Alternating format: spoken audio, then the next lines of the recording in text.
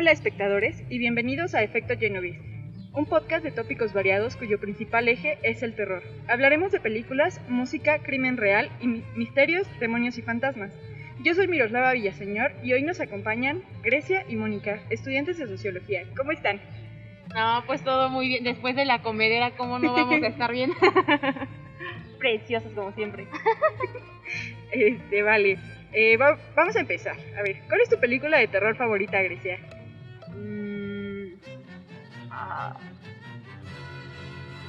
La dama de negro. Donde sale de Harry Potter, ¿no? Sí. Daniel Radcliffe.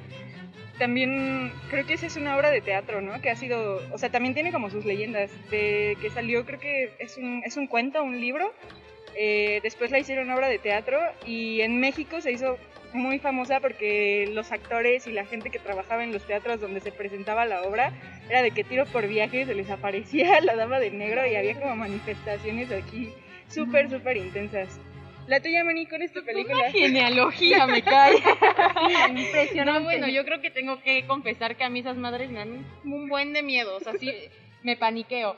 Pero la del exorcismo de Emily Rose me gusta porque aparte está basada en hechos reales y ahí hay como de trasfondo un tema legal muy fuerte, porque al final del día al abogado se le inculpa, ¿no? Porque no me acuerdo cómo está bien ese asunto, porque aparte entre que la veía y cerraba los ojos, pero sí hay una situación de que el abogado es ahí penalizado porque no, decían que no era un exorcismo, ¿no? Que a ella tenía algo más, o sea, que era una cuestión ahí de mental, creo, como esquizofrenia.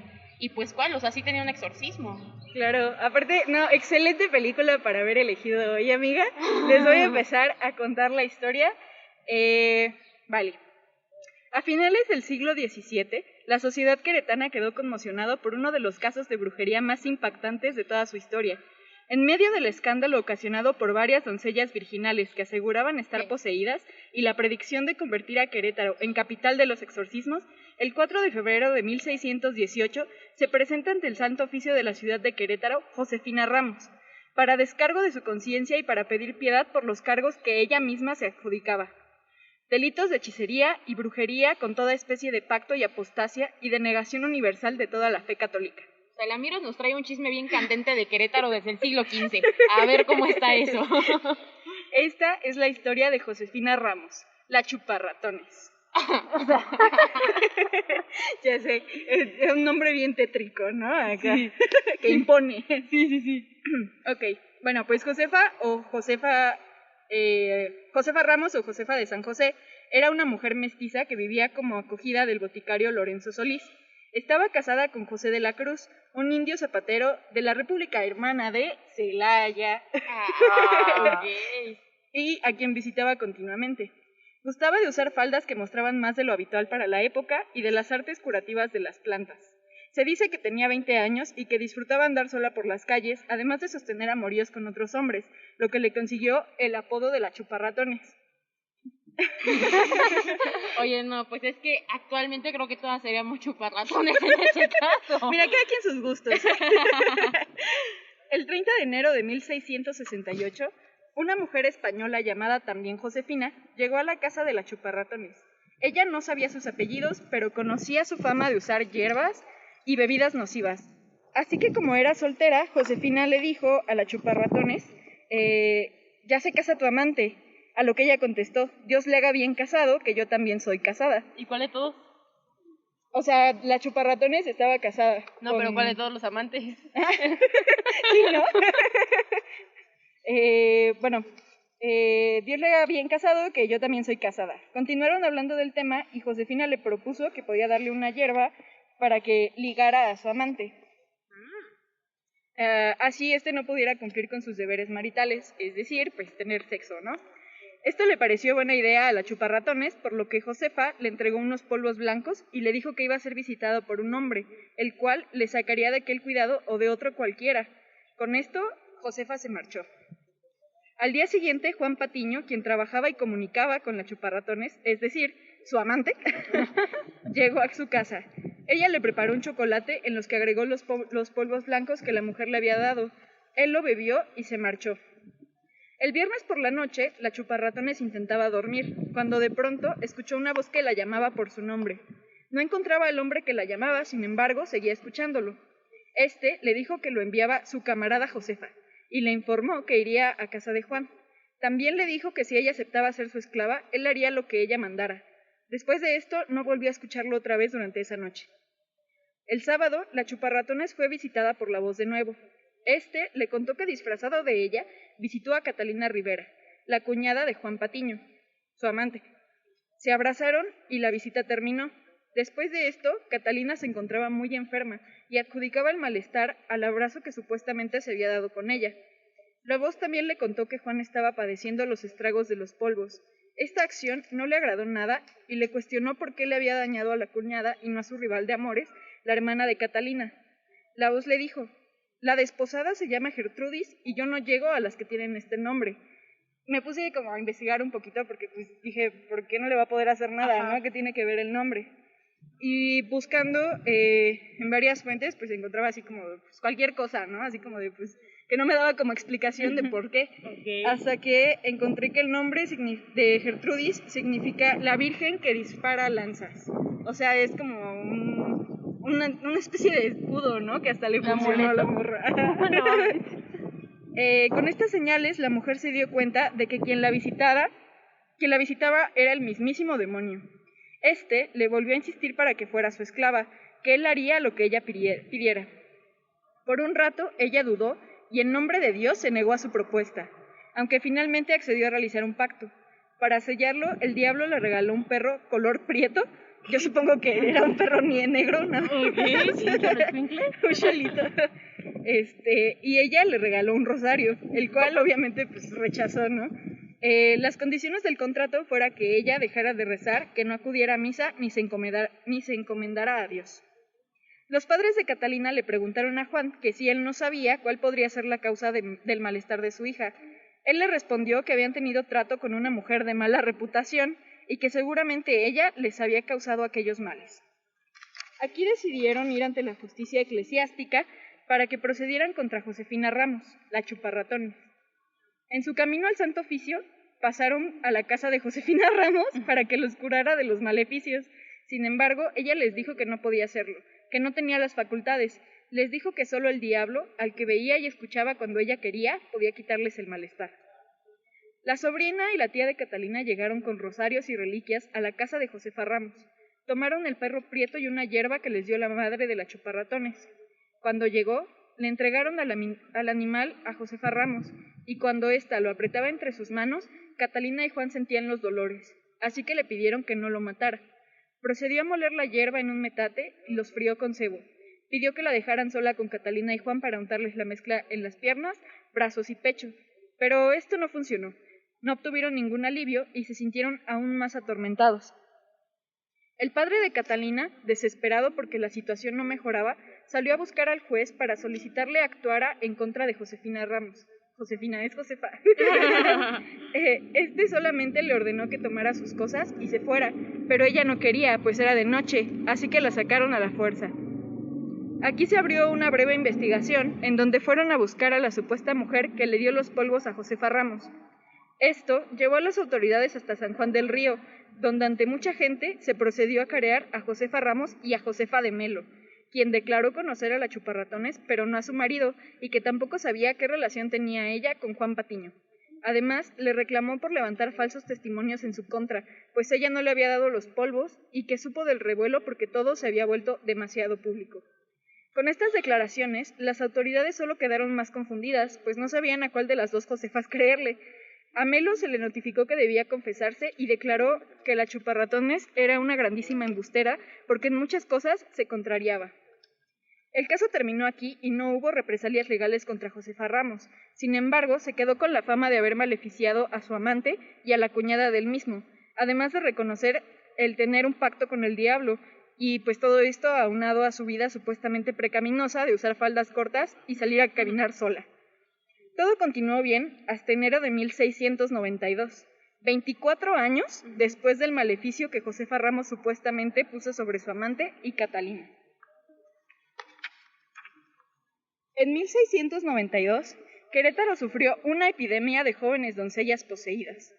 Más de 29 mujeres declararon tener demonios en su interior y muchas de ellas, si no es que todas, fueron exorcizadas hasta en plazas públicas. Entre estas vírgenes poseídas destacan Juana de los Reyes, Francisca Mejía y Francisca de la Serna. Por motivos de la historia nos centraremos en las dos primeras. Estas doncellas, de entre 14 y 16 años de edad, mostraban alteraciones graves de conducta desde mediados de 1691. No comían, dejaron de hablar y sufrían de parálisis y rigidez en las extremidades y en todo el cuerpo. Las familias de las chicas intentaron todo, como llevarlas con unos sacerdotes franciscanos que acababan de llegar a Querétaro. Durante estas reuniones solo lograban que las doncellas abrieran la boca cuando se acercaban con distintas reliquias sagradas. Esto fue una de las señales para entender que se encontraban poseídas, pues estos franciscanos eran especialistas en exorcismos y sus síntomas.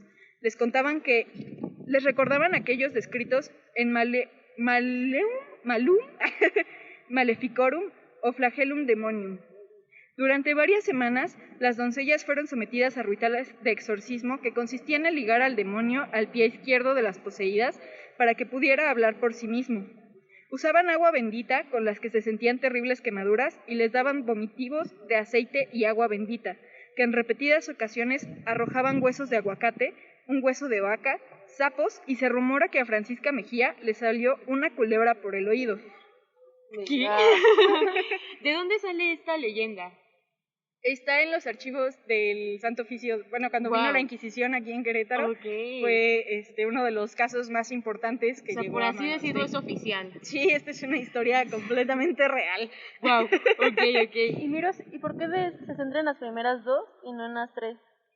Porque las primeras dos fueron las que ahorita vamos a ver que hicieron como declaraciones en contra de Josefa Ramos, que es como a quien tenemos aquí de principal. Ajá. Bueno, aquí me llamó la atención que pues lo ataron al pie izquierdo, ¿no? Yo así de, pues, ¿por qué? Y esa era la otra, o sea, referirse, ¿a qué se refieren con ligar? ¿Con ligar de atar? Ajá. Ligar, ok. Los ataban porque decían que el hecho de que se utilizara el pie izquierdo para atrapar ahí a los demonios tiene en sí mismo su propio significado en el ámbito de la cultura occidental. En primer lugar, la parte siniestra, que en latín simplemente significa la izquierda, durante la Edad Media evoluciona semánticamente y poco a poco adquiere del significado del oscuro, lo que se vincula al mal. Este significado tiene que ver con antecedentes mucho más remotos, específicamente con el antiguo rey sacramental de las culturas del Asia Menor, al que se dejaba cojo para que no pudiera perder su potencia sexual al pisar la tierra. Así, desde tiempos remotos, la sexualidad se vinculaba al pie izquierdo. Posteriormente, la sexualidad y todas sus expresiones se vincularon con el diablo. Oye, pero qué interesante la semántica, porque al final del día, a mí me parece que estamos en una vida muy dicotómica, donde todo es blanco, negro, bueno, malo, y ahí también te encuentras este dilema de izquierda-derecha, ¿no? Y al final del día hay que recordar que en planos políticos la izquierda es como lo peor del mundo, los alborotadores, los libertinos, en su momento fueron los hippies que vivían la sexualidad de forma acá muy locachona. Entonces está muy interesante ver desde qué momento se le da una carga valorativa a esa palabra y de dónde viene, ¿no? Porque al final del día la iglesia es pesadísima en nuestra vida, aunque no la reconozca. De una forma muy secular, la iglesia se ha vuelto así parteaguas para poder hablar de diferentes cuestiones. Claro, o sea, como este tipo de aseveraciones que tienen que ver explícitamente con lo religioso ha permeado absolutamente nuestra forma hasta de ver la política, ¿no? Que a final de cuentas la religión y la política pues siempre han estado ligados. Sí. Bueno, continuando con la historia, vamos a hablar un poquito de los rituales, ¿no? Que hacían para sacar los demonios de la muchacha. Aquí los franciscanos pues ya estaban muy satisfechos, ¿no? Con lo que habían logrado. Sin embargo, cuando lograban expulsar a un demonio, entraba otro, y así incesantemente. Las jóvenes llegaron a albergar cada una hasta 7 legiones de demonios, compuestas de 1000 demonios cada una.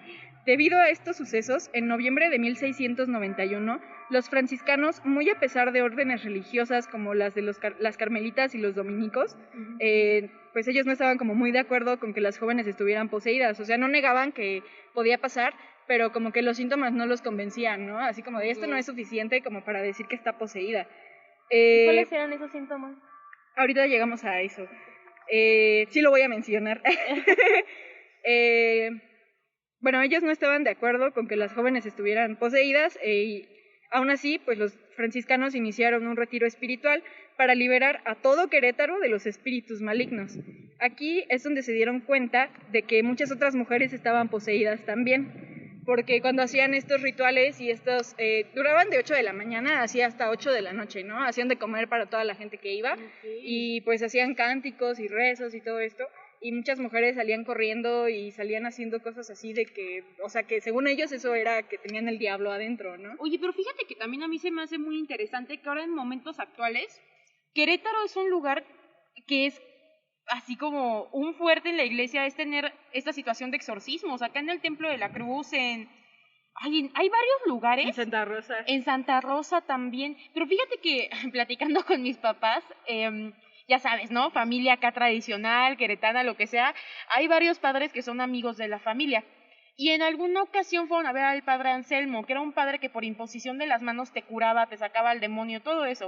Este padre muy querido por la familia, le hacían visitas frecuentemente. En una de esas está el padre en Tejeda, en la iglesia está de Tejeda. Ya se imaginarán qué tan actual fue el momento, o sea, fue hace no mucho, fue hace como 10 años.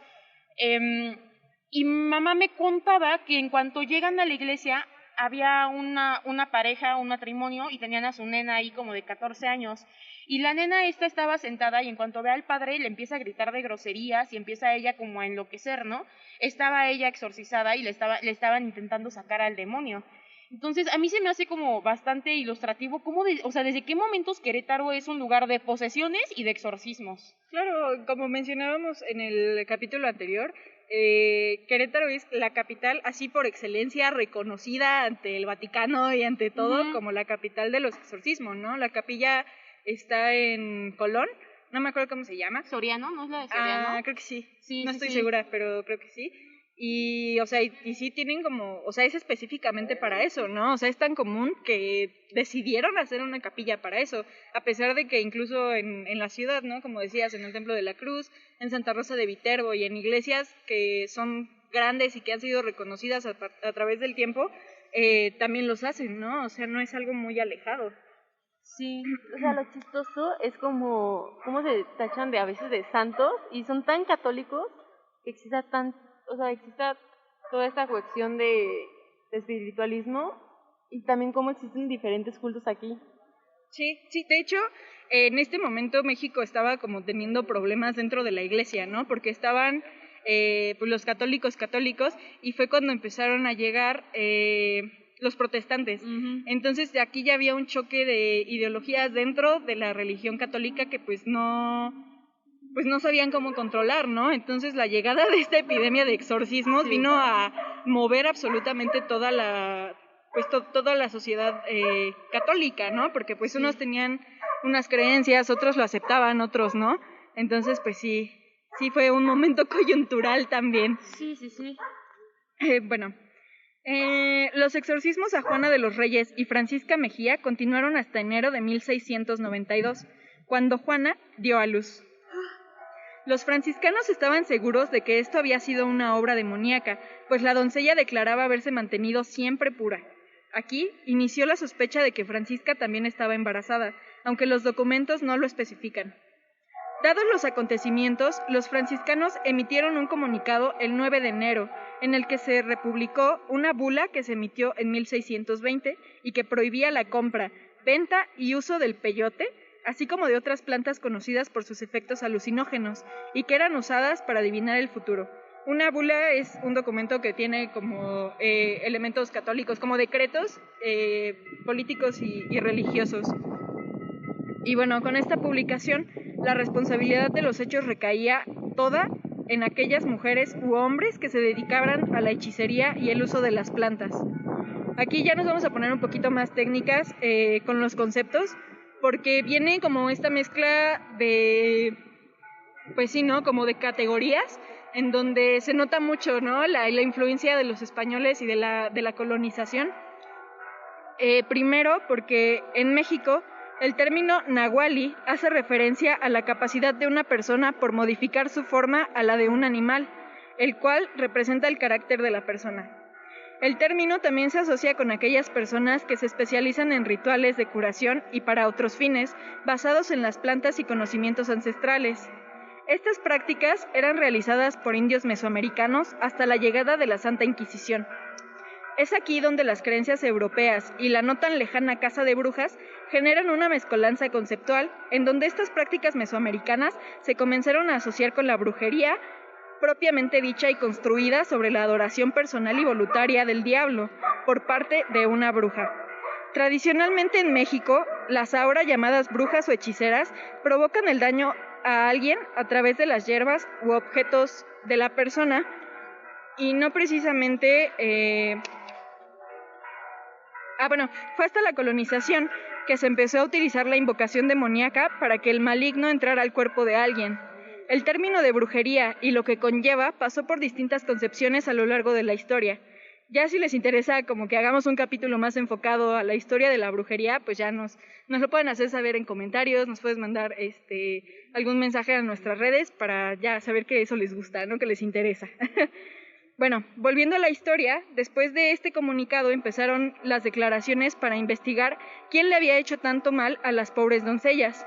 Hubo declaraciones de los exorcistas, de los familiares, de las propias afectadas y hasta de los demonios que poseían a las doncellas. Las declaraciones de Francisca fueron las siguientes. Cuando le aparecieron las mordidas, dijo que se las habían dado 2 mujeres acompañadas de 2 negros y que la amenazaron para que no dijera lo que veía, pues de hacerlo la aporrearían y la matarían. Cuando amaneció con el rostro acardenalado, o sea, pues así mayugadito, dijo que las 2 hechiceras le habían dado un vomitivo para matarla, pero que gracias a los conjuros los maleficios habían perdido fuerza. Después dijo que habían salido de su cuerpo 6 o 7 demonios, pero que otros los habían sustituido, así como el meme de, sí se acabó el mundo, pero enseguida empezó otro. Okay. Por eso no nos dimos cuenta. También respondió a la pregunta que le hicieron el franciscano de que si conocía a las hechiceras. Dijo que una de ellas la conocía y era la mestiza de la botica, Josefa Ramos, más conocida como la Chuparratones. La historia de Juana era similar, pero a esto se le sumaron extraños sucesos en su casa, como lluvias de piedras, comida e inmundicias sobre su hogar. Después de que bendijeran su casa, la chica dejó de comer, se quedó muda y olía a muerto. Intentaba sacarse los ojos y amanecía con moretones y rasguños. Un día, la madre de la joven le sacó de la vagina un malacate, una varilla de fierro. En otra ocasión, le sacaron una alezana de arriero. Días después, le sacaron de la boca una lana con alfileres, y más tarde, como sabemos, dio a luz a un varón. Cuando Juana por fin pudo declarar, dijo lo siguiente. Porque no hablaba, o sea, todo el rato que estuvo embarazada estaba muda. Los demonios le mandaban que no hablara porque de hacerlo la atormentaría mucho. Que la noche anterior a que recuperara el habla, unas voces interiores le ordenaron que fuera al convento de la Santa Cruz, donde estaba la otra mujer endemoniada. Se refería a Francisca Mejía, y así podría ver a Lucifer. Cuando le aparecían las mordeduras en los brazos y manos, a la pregunta del franciscano de si veía quién se las daba, Juana respondió que eran 2 mujeres, madre e hija, asistentes en la botica. La hija era conocida como la Chuparratones. Un día dijo que en la noche se le habían aparecido 2 mujeres con 2 demonios. Estos le decían que si quería sanar, le entregaran su alma a los demonios firmando las escrituras correspondientes y que renegara de Dios. Todo bien institucional, ¿no? Bien burocráticos, así. Llegaban con su traje y va a ser un trámite de 1 año más o menos.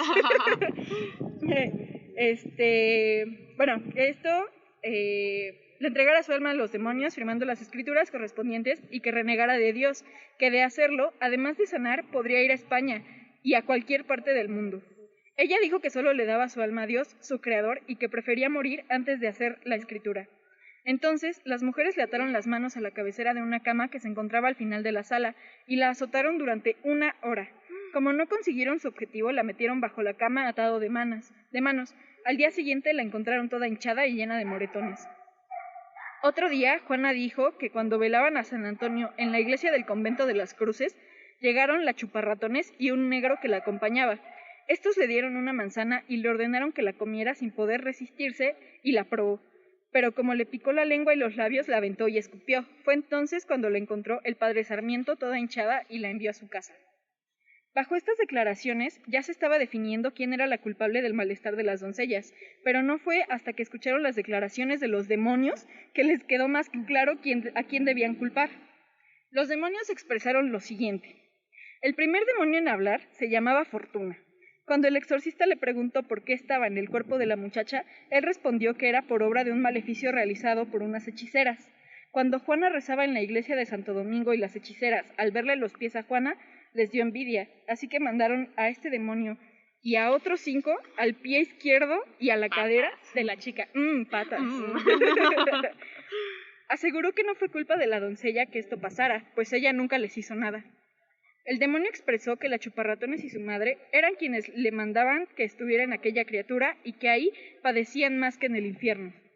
Después del incidente de la manzana que supuestamente le dio la chuparratones a Juana, el padre Sarmiento conjuró al demonio, quien dijo llamarse Toncojone, y que a él, junto con otros 5 demonios, los había enviado las hechiceras de Celaya, Juana Zamora e hijas, que llegaban a ayudar a la chuparratones, aunque habían entrado en conflicto con que los demonios se encontraban antes en el cuerpo de la joven, con los demonios que se encontraban antes en el cuerpo de la joven. Estos demonios insistían que gracias a los exorcismos, las criaturas poseídas habían sobrevivido. También le avisó al franciscano que tratarían de envenenar a Juana con una poción que pondrían en una lana, que se lo decían para que la joven no recibiera ningún tipo de comida, ni siquiera de la mano del franciscano, ya que ellos podían tomar su forma. El demonio Tongojone dijo que las hechiceras lo habían enviado para que le dieran solimán crudo a la criatura, pero que gracias a la intervención del arcángel San Rafael, ella había vomitado el veneno. El día que a Juana le sacaron la varilla de la vagina, un verso sin esfuerzo, el demonio dijo que él, capitán de una legión de demonios, había ido con sus señoras y su legión a fin de conseguir la escritura del alma de Juana. Nuevamente le habían prometido que recuperaría la salud y otras cosas placenteras, pero como ella no aceptaba, ellos habían abierto el escritorio donde estaba el fierro y se lo habían introducido por las partes, por lo que había sentido gran dolor al introducirlo y sacarlo. Confiesa que en su intención era lastimar el vientre de la chica y matarla, pero que no lo habían logrado porque Dios la había socorrido. El 2 de enero, después del nacimiento del niño, el demonio Mazambique dijo que él había traído hacía 5 meses el semen de un hombre y lo había introducido en el vientre de la joven, que los fierros, el veneno y los alfileres que le habían sacado tenían como objetivo matar al niño. Además, se esmeraba en señalar que la muchacha no había pecado, incluso él había puesto el semen en el vientre de Juana cuando estaba inconsciente, que ella no había pecado, sino las hechiceras que lo enviaron a hacerle el maleficio, que otras 2 mujeres endemoniadas habrían de parir. O sea, el demonio dentro de todo era buena onda, ¿no? Él andaba haciendo su declaración lo más verdadera y todo, ¿no? No, pues qué chido de parte de suya. Ahí sí entra eso del abogado del diablo. Sí, literalmente. Bueno, aquí les dijeron que Dios había enviado esos castigos a la ciudad porque en ella había hechiceras y se hacían pecados terribles. A la pregunta del padre de por qué habían elegido doncellas, el demonio respondió que para que sus acciones tuvieran mayor impacto y que mientras no se procediera a las hechiceras, los males no cesarían. Gracias a estas y más declaraciones, por fin pudieron culpar a Josefa Ramos de ser una hechicera. Y aunque los demonios mencionaron a otras mujeres españolas de practicar la brujería, se decidió proceder solo en contra de Josefa Ramos, pues su madre ya había fallecido para el tiempo en el que las estaban procesando. Dados los antecedentes de Josefa Ramos, se le declaró culpable. Ella había aceptado la culpa durante varias sesiones de interrogatorios e investigación, aunque en repetidas ocasiones cambiaba detalles de la historia. Un día, Josefa la declaró que todo lo que había dicho antes, declarándose culpable, no era cierto, que le obligaron a decir esas cosas a base de golpes y tortura, que se encontraba mareada y aturdida por los golpes que le propiciaba el fiscal. Entonces, no sabía ni lo que estaba diciendo. Las jóvenes doncellas la tacharon de embustera. Entonces Josefa reaccionó gritándole a Juana que dijera la verdad, que era ella quien no quería que la gente se enterara de su amorío con cierto hombre y que por eso le había echado la culpa a ella de su embarazo. Sin embargo, las autoridades no creyeron nada de lo que Josefa les decía. La sentenciaron, cito, a oír misa mayor en la iglesia del convento real de Santo Domingo, en forma de penitente, con una vela de cera encendida en las manos, coroza con insignias de bruja, hechicera y con una soga al cuello donde se leía su sentencia. Al siguiente día sería llevada por las calles ¿Qué?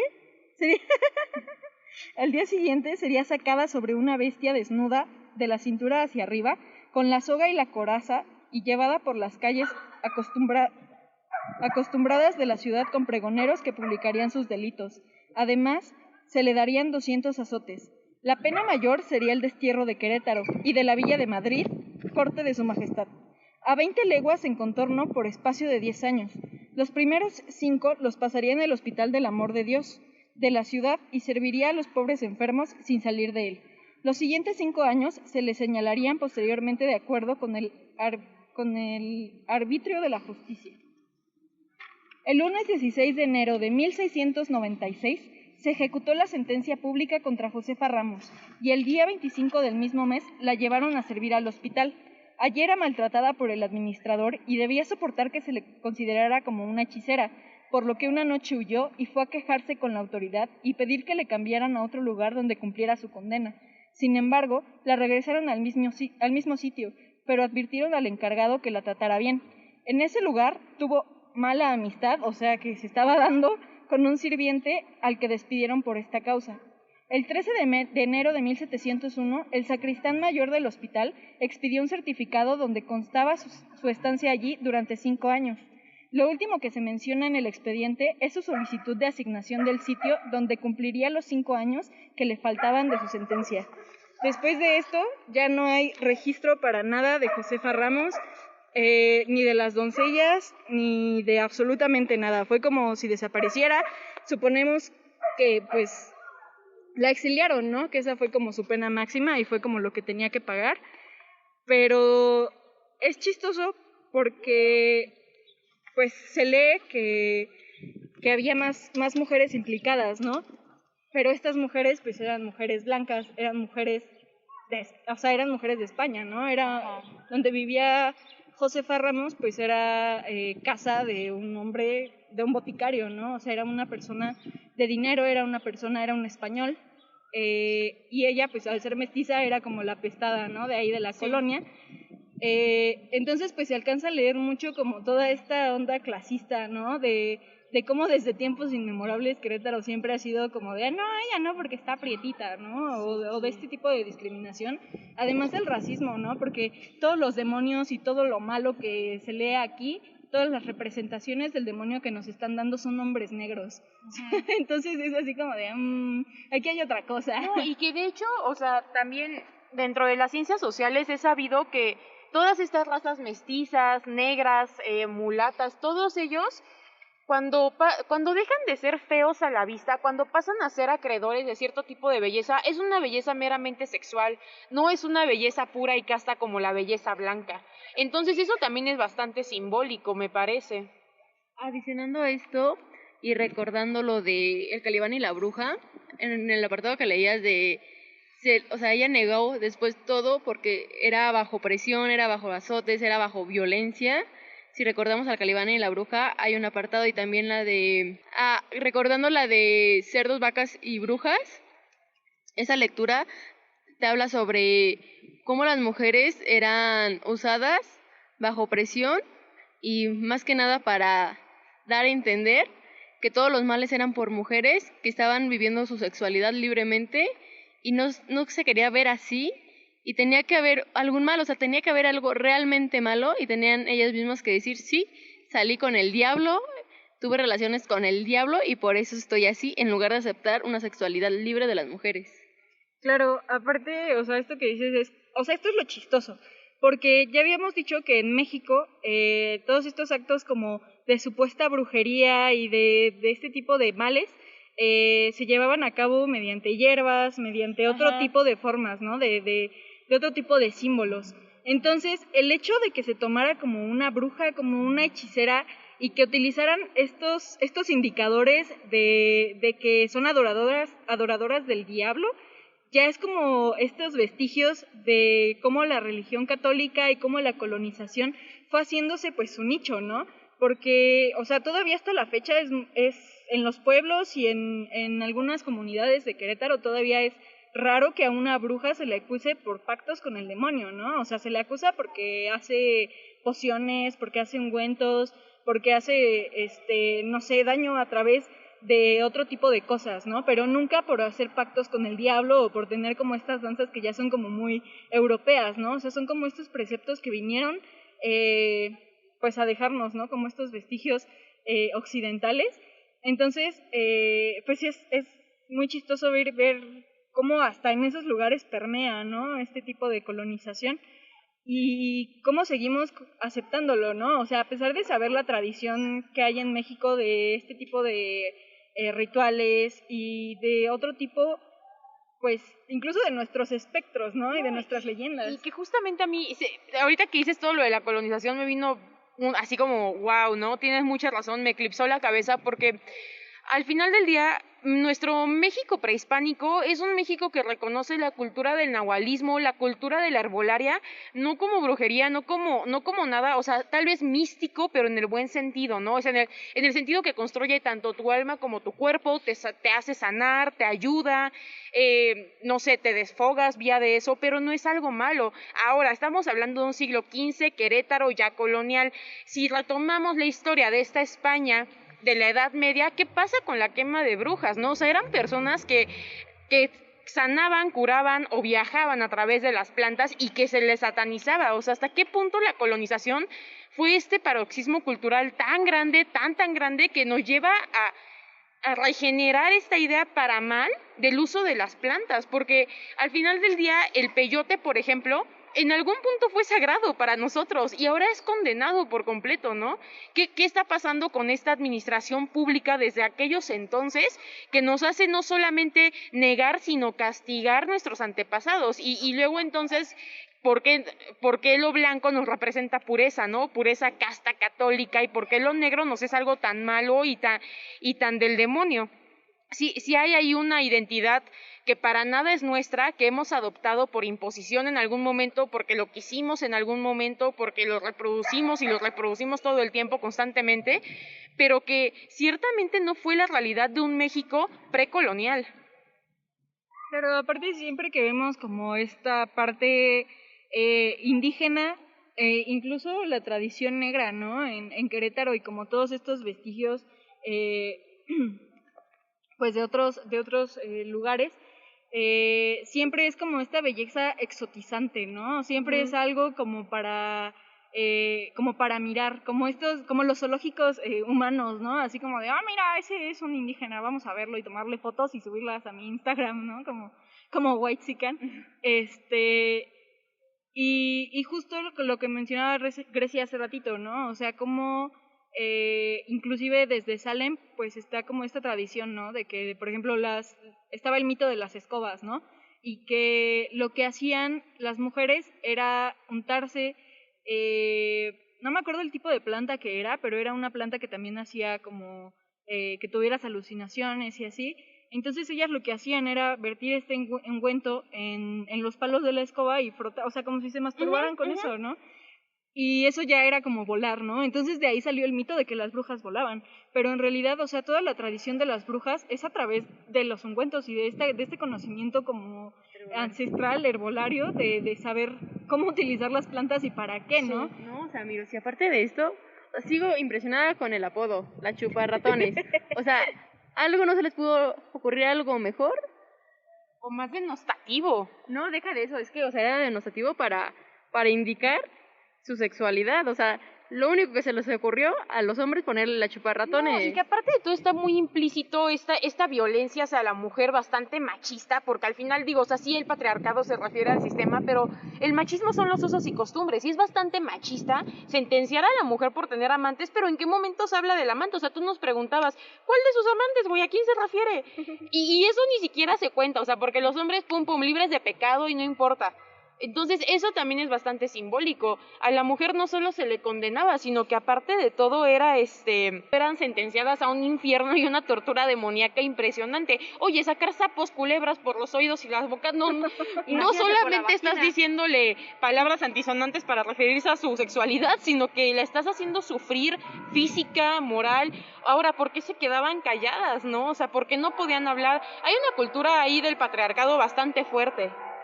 Claro, aparte, o sea, todas estas declaraciones que dan las doncellas poseídas, pues nos hacen dar cuenta, ¿no? De cómo la presión social de ese momento tenía, o sea, ocultar el embarazo, ¿no? O sea, porque incluso es bien sabido que muchas mujeres que se dedicaban a la herbolaria y a todo esto, pues sabían cómo practicar abortos, ¿no? Entonces, para ellas fue todavía más lógico decir que estaban poseídas y que el demonio les metió a su bebé adentro para no cometer el pecado de abortar, ¿no?